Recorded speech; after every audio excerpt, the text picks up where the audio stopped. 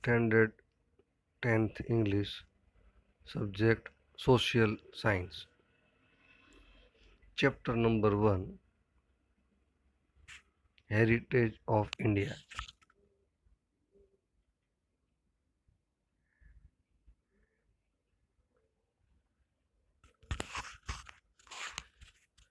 Students in Standard 9th and the previous classes, we have already become aware that including the Europeans, the Arabs, the Mughals, and the Aryans from the Central Asia all came to India.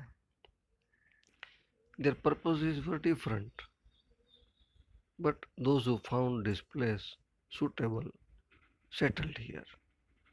Not only settled, but also intermingled with the different castes and tribes who were already living in India. So, Indian history is a mixture, amalgamation of so many customs, beliefs, and religious ceremonies. As the title is suggesting very clearly, heritage of India. So let us become familiar with the word heritage. Whatever we inherit or we receive from our ancestors or forefathers is known as heritage. Now, again, let us become familiar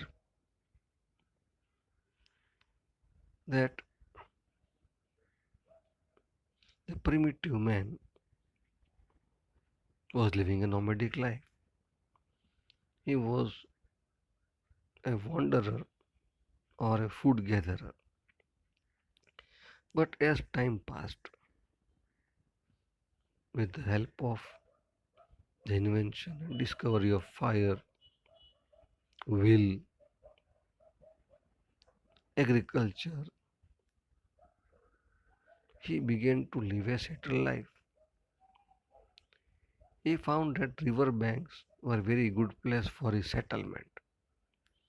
And so we know that most of the world civilization like Babylonian civilization, Indus Valley civilization, Chinese civilization, Euphrates and Tigris civilization, all these have taken birth on the banks of the rivers. That is why only rivers are known as the cradles of the civilization. In our country also we consider river as very holy, and we have given a very big position to the river as Lok Mata, as they satisfy most of our needs.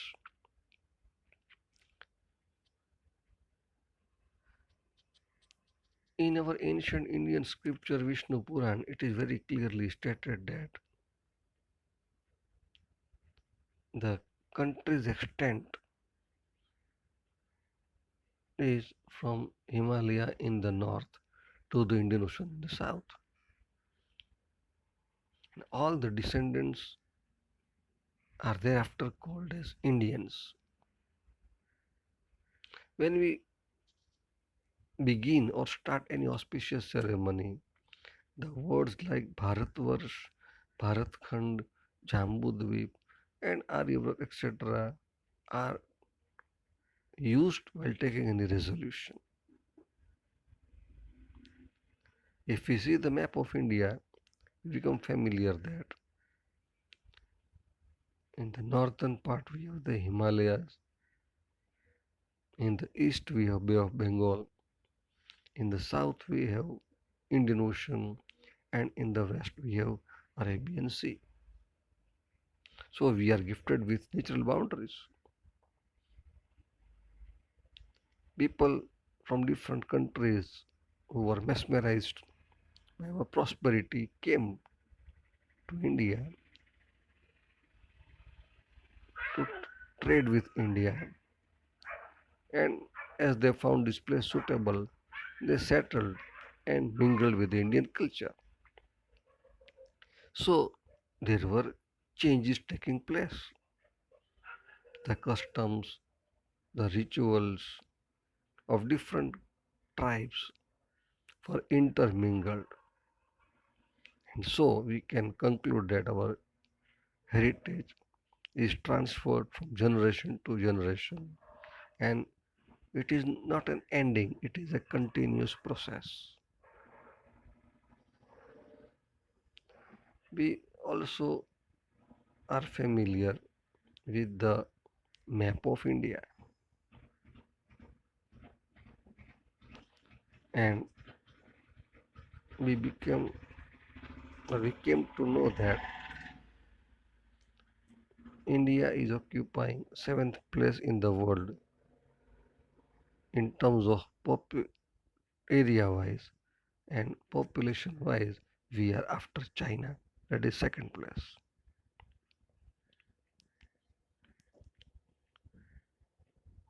Rich and varied heritage. Our motherland has bestowed rich and varied heritage to us and also to the world. Before going further, let us try to become familiar with the terms which are very interrelated: civilization and culture. As I told you that when men started to live a civilized life, a mannered life on the banks of the rivers, civilizations began to develop. And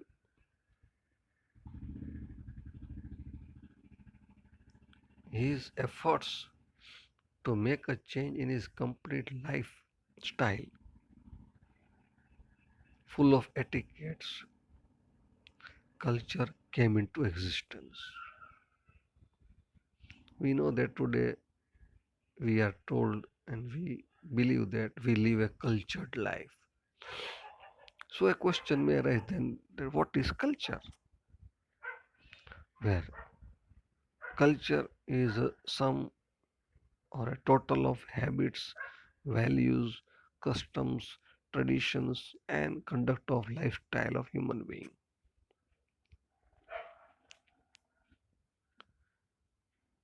In our country, India, and in our culture, which is completely trade oriented and peace loving,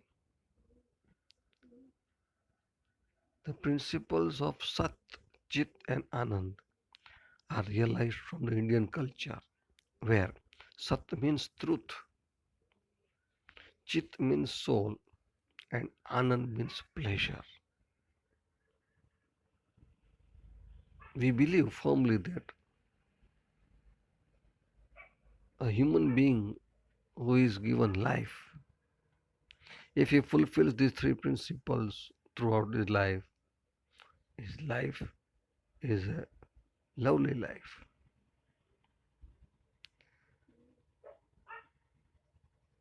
People with different cultures came to India, settled here, prospered by mutual exchange.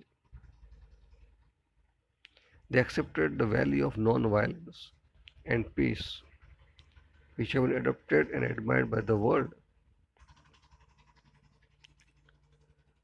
People, right from the beginning of the Indus Valley civilization till today, have made our country India rich and wealthy with the help of their intellect, ability, talent, and skill.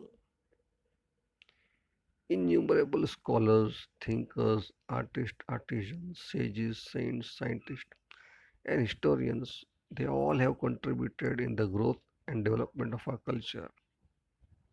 So now you will be thorough with the meaning of the word culture. And on page number 1, we are also given the definition. So please underline.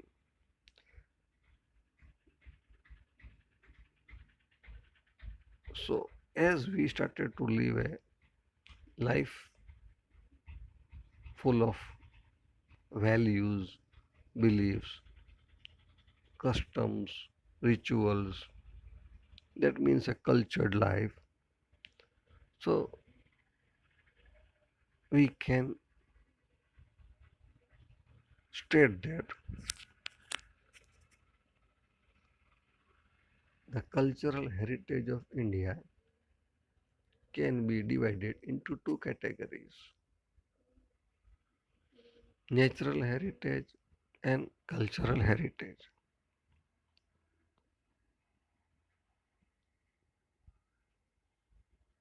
We use the words in our play that India is my country. I love my country and I am proud of its rich and varied heritage. So, we can classify heritage into two categories: natural heritage and cultural heritage.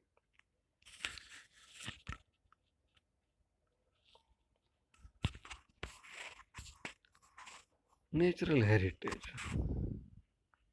please try to underline. The result of close relationship between nature, environment, and human life is natural heritage. Now, as soon as the word nature comes into our mind, we know that everything which is surrounding to us is a part of nature. It may be a hill, it may be a river, it may be a brook, a streamlet, a mountain, flora and fauna. All these are a part of our natural heritage.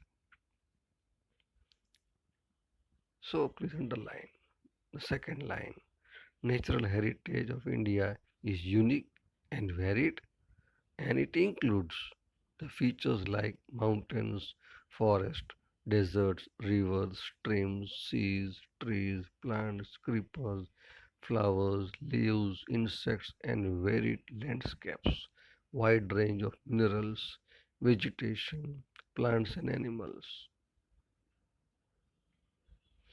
As you know that we all are the children of nature. Nature has made a beautiful arrangement for our food, water, fresh air, and dwelling to cater all our needs.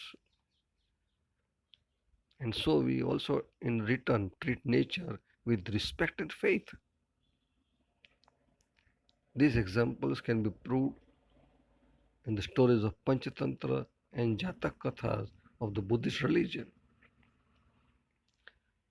Also, in our classical and folk music, several rags are based on the prahar, which means period of a day. Also, our method of curing a person from disease like Ayurveda, Unani, and nature cure are also completely based on nature.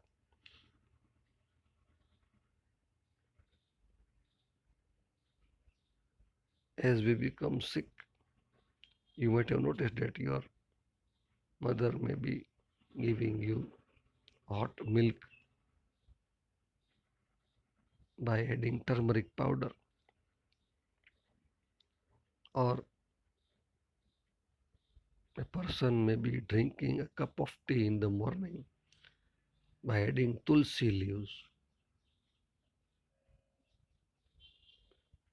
We believe that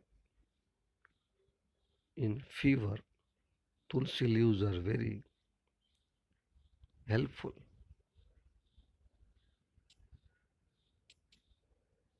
Landscapes. We go to a seashore or near the foothills of a mountain,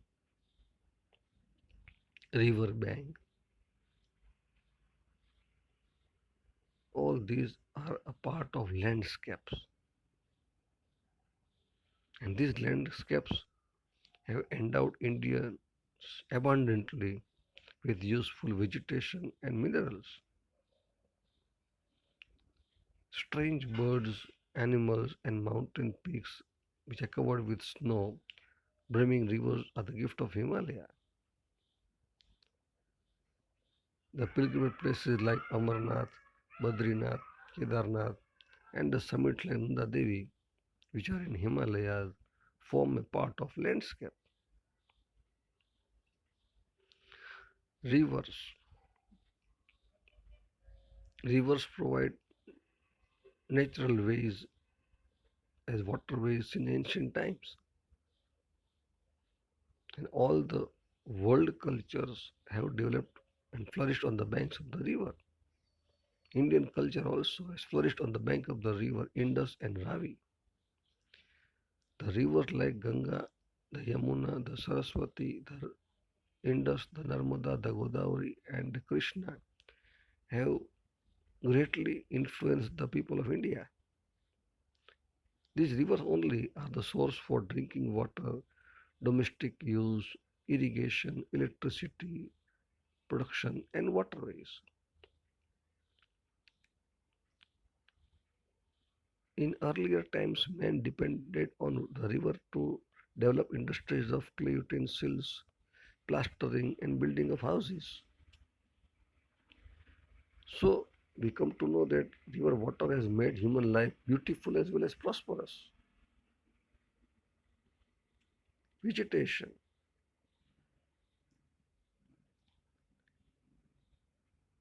We are the lovers of environment, and this can be proved that nearby every house you will find especially a peepal tree or neem tree. In the house you will find a tulsi tree. So whether it is a herb or a shrub or a tree, very close to human settlements you will find these trees.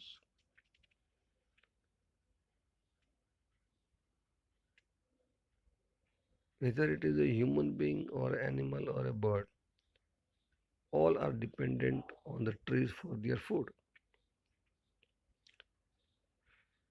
We also know that the banyan and peepal tree and basil, tulsi are worshipped in India. Cereals, pulses, oil seeds, plants, green fields, prosperous herbs, packed forest, and medicinal plants have ultra and enriched our life from ancient time. The use of harde, amla, bheda, aloe vera, ardusi, neem, which have medicinal values, and the flowers like rose, lotus, mogra, damro, sunflower, jui, jasmine, have made human life very beautiful, fragrant, healthy, and prosperous. As we go to a temple, we know that we offer flowers. In our religious ceremonies also, flowers play a very important role. Even the women used to adore their body by using flowers. Wildlife. India is a nature lover since ancient time.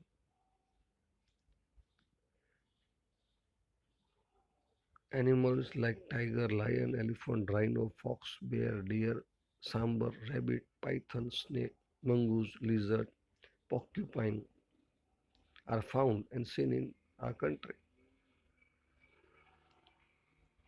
Asiatic lions in the world are found only in Gir forest of Gujarat.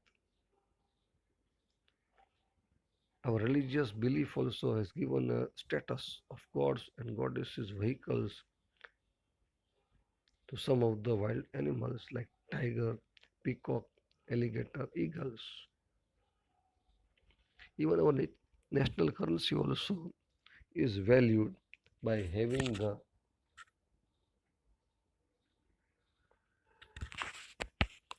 figure of the lion, horse, and bull.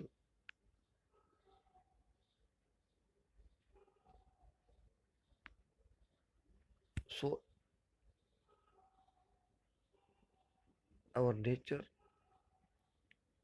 has gifted to us with so many gifts, and all these form a part of our natural heritage.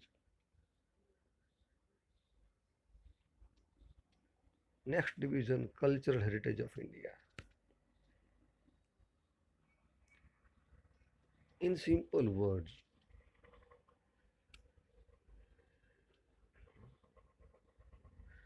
whatever man created using his ability and skill is known as cultural heritage. So underline the second line.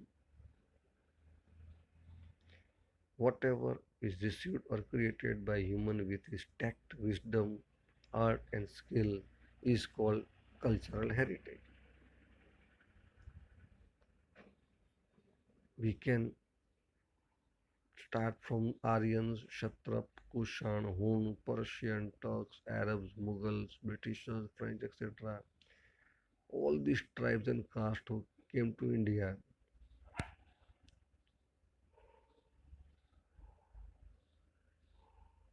have made the use of their intellect,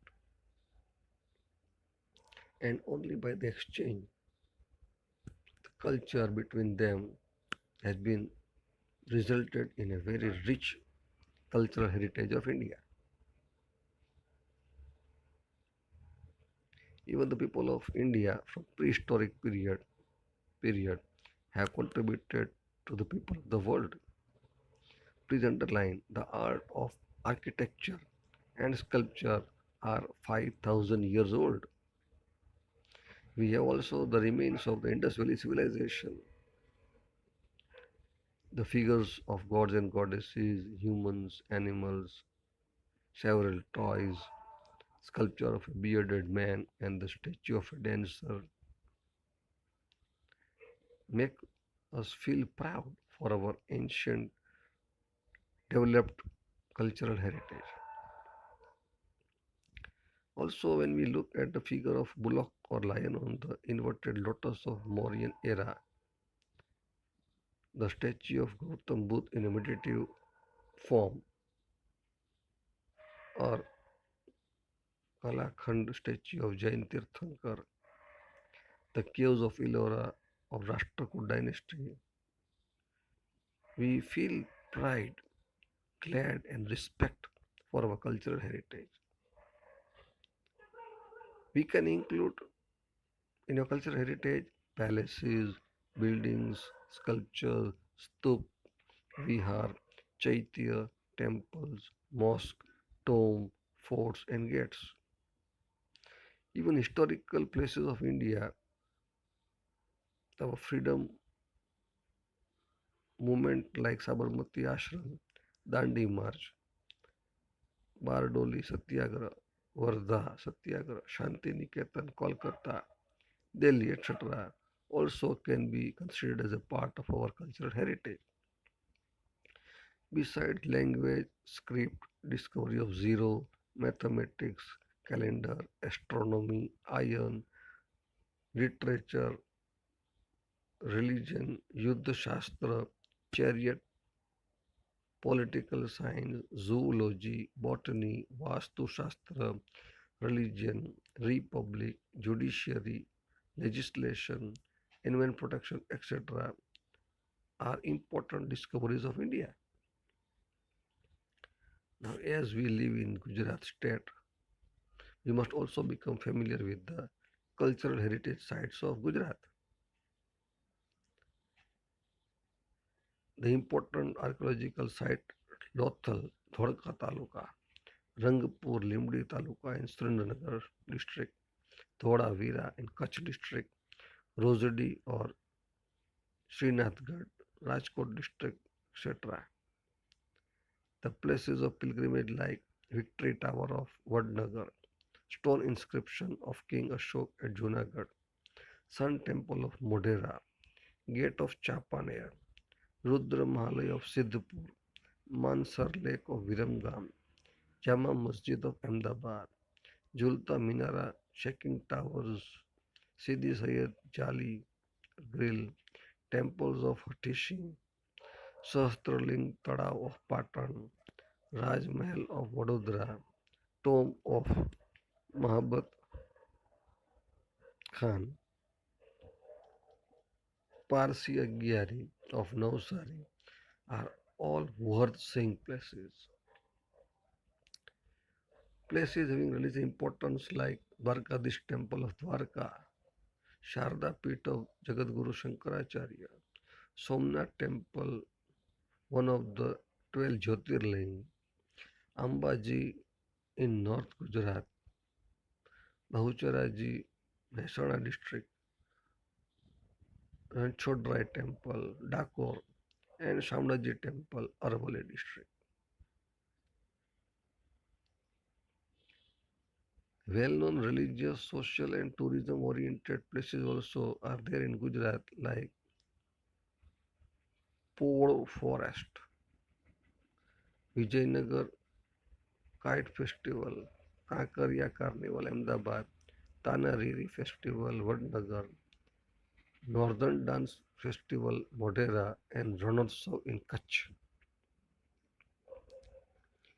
Tourist places of Jains and Buddhist.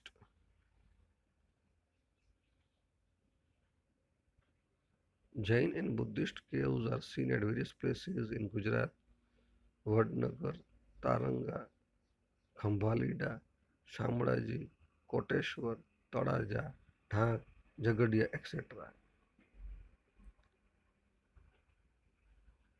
Varied culture of Gujarat also have been marked with enjoyment and to commemorate different events, fairs also are held in Gujarat at different places at different time. Our table indicates the name of the fair, the place of the fair and their time. We have Modera Fair, Baucharaji Fair, Shamraji Fair, Bhadarvi Punam Fair, Bhavnath Mahadev Fair, Tarnetar Fair, Bhadiyat Fair, Nakalang Fair, Madhavpur Fair, Vautha Fair, Miradatar Fair, Dang Darbar Fair, God Gadheda Fair, Kartik Purnima Fair, and Bhaguria Fair.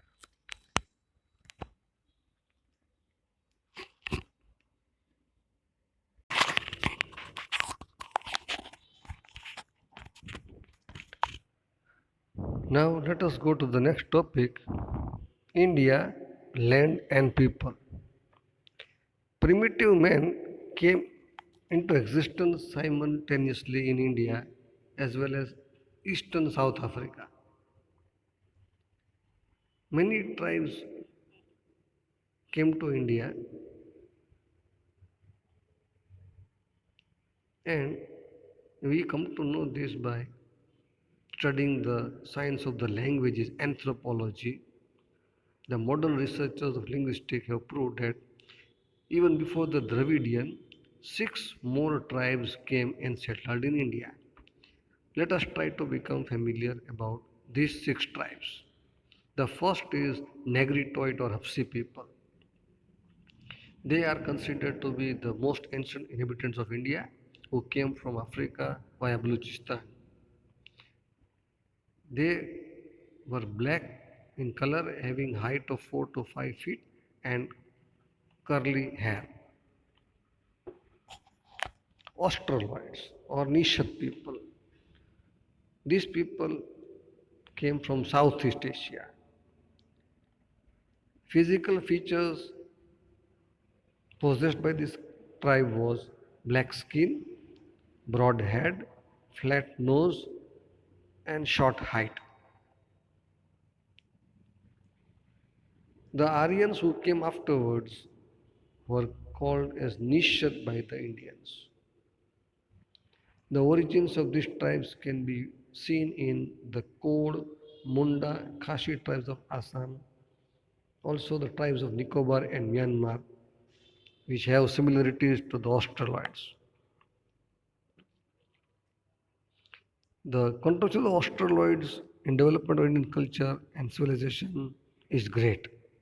because they made clay utensils, wore cotton clothes, and knew many other skills also, and also believed in religious beliefs. The Dravidians. It is believed that originally Dravidians belonged to India and they were the direct descendants of the Stone Age civilization and also the creator of Mohenjo-daro culture. The tribes which came from north survived with their language and cultural features were known as Dravidians. It was the Dravidians who gave the concept of mother as a goddess and father as a god. So the feeling of Parvati and Shiv as mother and father developed. They also gave the gift of worshipping nature, worshipping with dhup, incense stick, deep lamp, and arti are also the gifts of the Dravidians.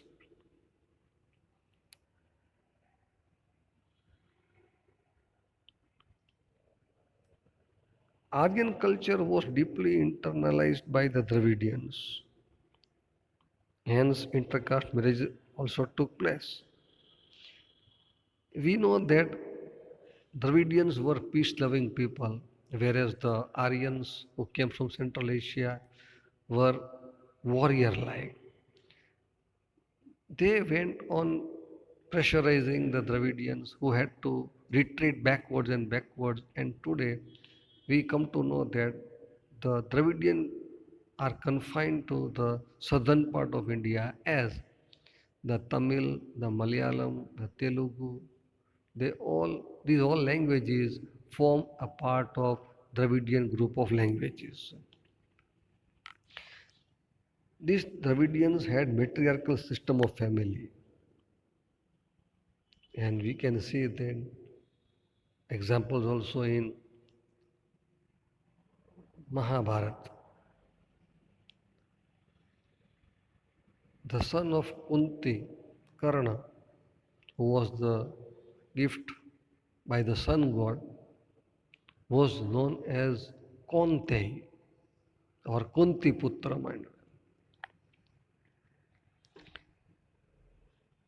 Dravidians progressed a lot in different crafts and arts like building of boat and raft, weaving, spinning, dyeing, etc.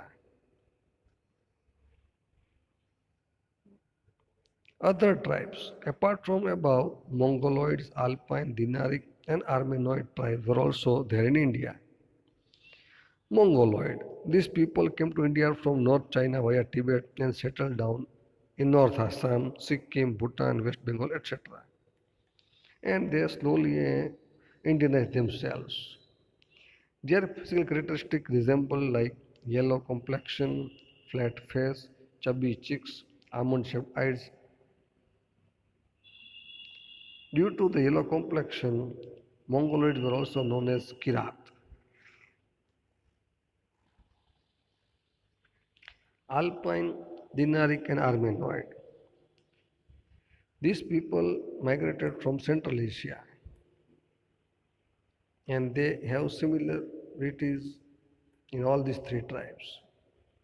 We find the origin genes of these tribes in large number in the people of Gujarat, Saurashtra, Maharashtra, Bengal, and Odisha. The Aryans. The Nordic Aryans were the creators of the Aryan civilization in India. Hindus were called Aryans in the ancient time, and the area where they densely populated was known as Aryavrat. Also, because in this area seven rivers were flowing, so also the region is named as Sapta Sindhu.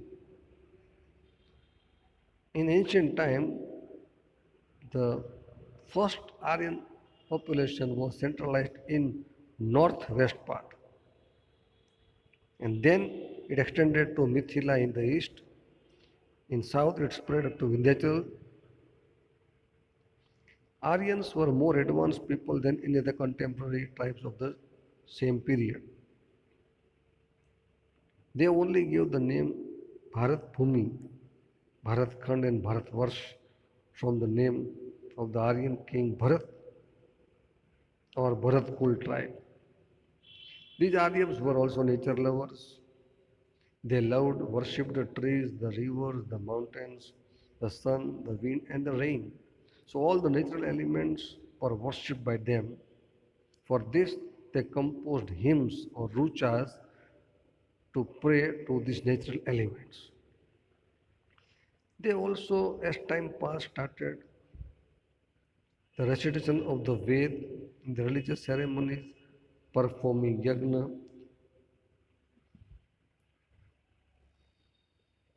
We find a fine amalgamation of all the tribes with a specific style of living and harmonious culture which was formed in India, and this only made India a very glorious and prosperous country.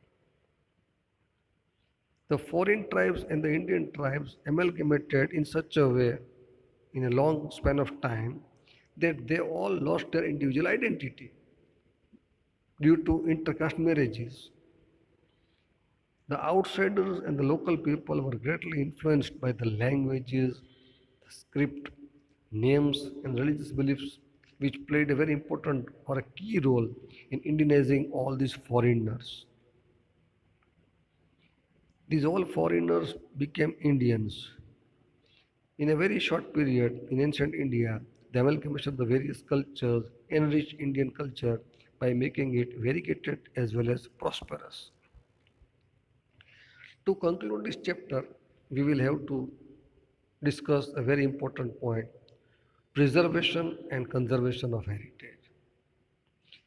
Well, after discussing in detail how our country is blessed by natural as well as cultural heritage, it becomes our moral duty to protect, to preserve, and to conserve this heritage. This heritage only has brought glory to India.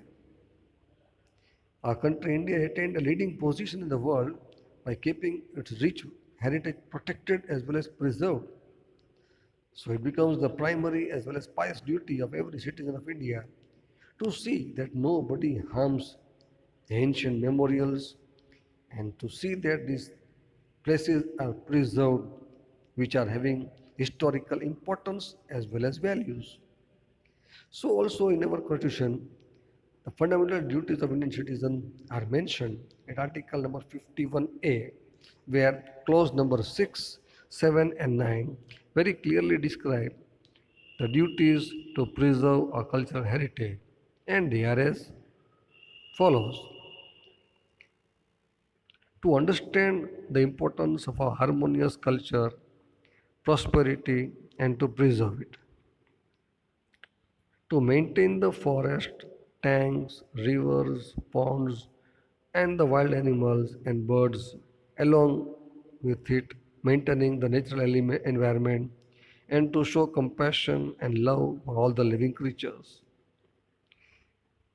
To protect the public property, give up violence are also included in the fundamental rights. Thus, nature has created beautiful landscapes. We should maintain the purity, the sanctity, and beauty of these places, considering it to be our moral duty. The heritage of India is an outcome of the development of the people of India for a long period of time. Nature also has generously donated abundant prosperity to India. Our country, India, achieved invaluable opportunities in all the fields for slow and gradual development due to India's peculiar natural structure. So, the Indian heritage is a result of the development of the people of India in social, economical, political, and cultural fields over centuries. Well, students, in this chapter, we become familiar about the rich and varied heritage of our country, India. This chapter has the weightage of nearly 4 marks, and important questions are: number one, explain the meaning of culture and give its details or also give its importance. Second question, explain in detail cultural heritage of Gujarat. Question number 3, write a short note on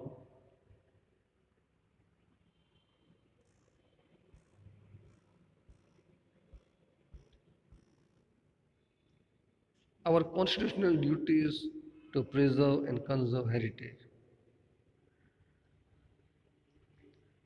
Write a short note on natural heritage and write a short note on cultural heritage of India. Write a short note on Dravidians. And one more question, distinguish between natural heritage and cultural heritage. Including the textbook questions and workbook questions, if you will do these questions what I have already mentioned earlier, I think you will be easily able to remember and score more marks from this chapter. Thank you.